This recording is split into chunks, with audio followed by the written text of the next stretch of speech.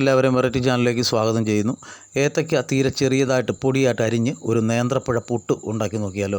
അരമുറി തേങ്ങ ഇതുപോലെ ചിരുകി ചെയ്തെടുത്തിട്ടുണ്ട്. അതിലേക്ക് നമ്മൾ ചെറുതായിട്ട് അരിഞ്ഞ് വെച്ച ഏത്തപ്പഴം ചേർക്കുക. ഏലക്കായും ജീരകവും കൂടെ ചെറുതായിട്ട് പൊടിച്ചത് ആ കൂടെ ചേർക്കുക.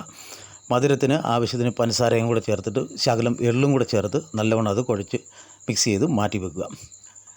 1/2 കിലോ പൊടിയാണ്, വറുത്ത പൊടിയാണ് എടുത്തിരിക്കുന്നത്.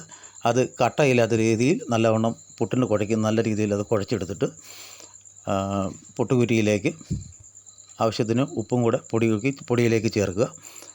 എന്നിട്ട് ഇടയ്ക്കിടയ്ക്ക് നേന്ത്രപ്പഴത്തിൻ്റെ ആ മിക്സും കൂടെ ഇട്ട് നല്ലവണ്ണം അത് ഫില്ല് ചെയ്യുക. എന്നിട്ട് നല്ലവണ്ണം ആവിയിൽ പുഴുങ്ങിയെടുക്കുക.